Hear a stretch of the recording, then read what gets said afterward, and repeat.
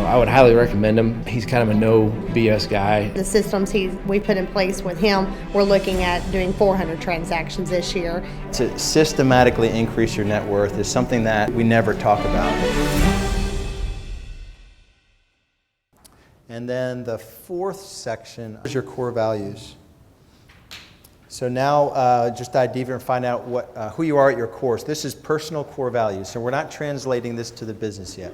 So as you go through this exercise, everything else today and tomorrow will be about your business. This time is about you personally.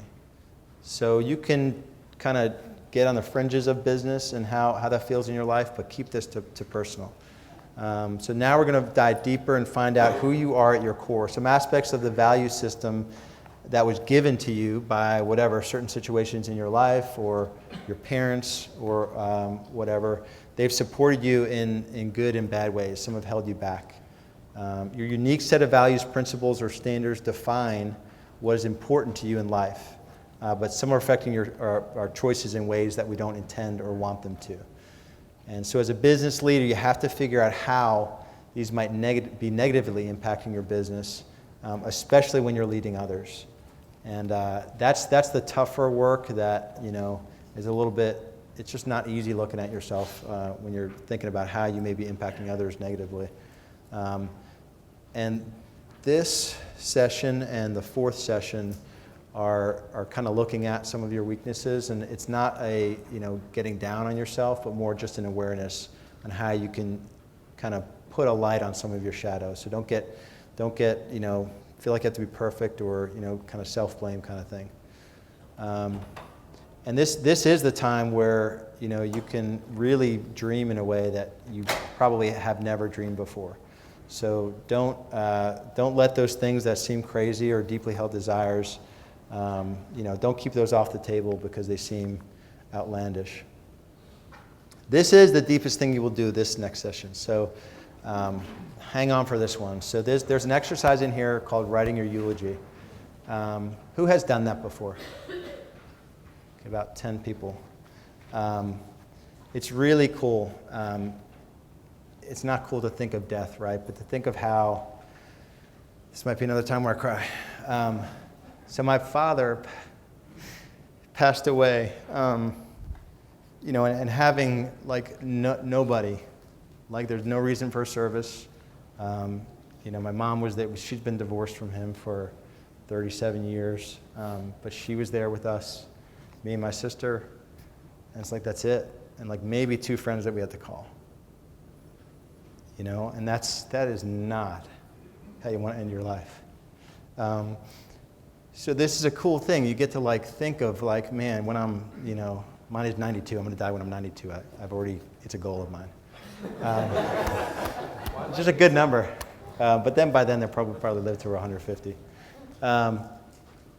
So at the time where you think, and we did an exercise, a version of this a year ago where we thought of it, and then what if we could live an extra 25 years? And this is kind of like that. But this is writing your eulogy. So, I wouldn't know what I could write about my dad if I had to write a eulogy for him, But if you had the chance to write it now and then work toward it, that's just a cool thing to be able to do. But it's pretty freaking deep, right? It's not many times we slow down. I mean, maybe when you're buying life insurance, that's the only time you're like, well, honey, if I die, I want you to... but besides that, I don't think we think about, what it's going to be like when we die. And so this is deep stuff. You're going to come back from this and you're going to feel exhausted. Then we're going to eat some food and get out in the sunshine, and then we'll do some really good stuff in the afternoon. So think about what it's like, the day that your loved ones are speaking about you. What truly mattered to you, and what would they say about you?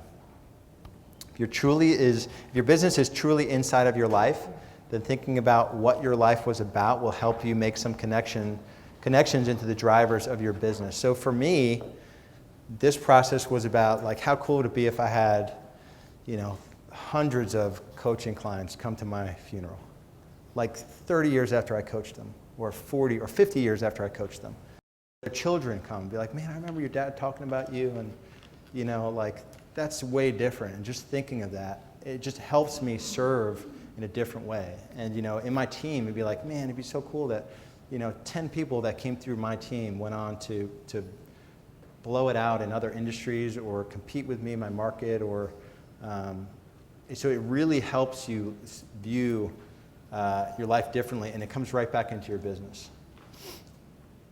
So this exercise will help you start making changes to live more in alignment with the person you truly want to be.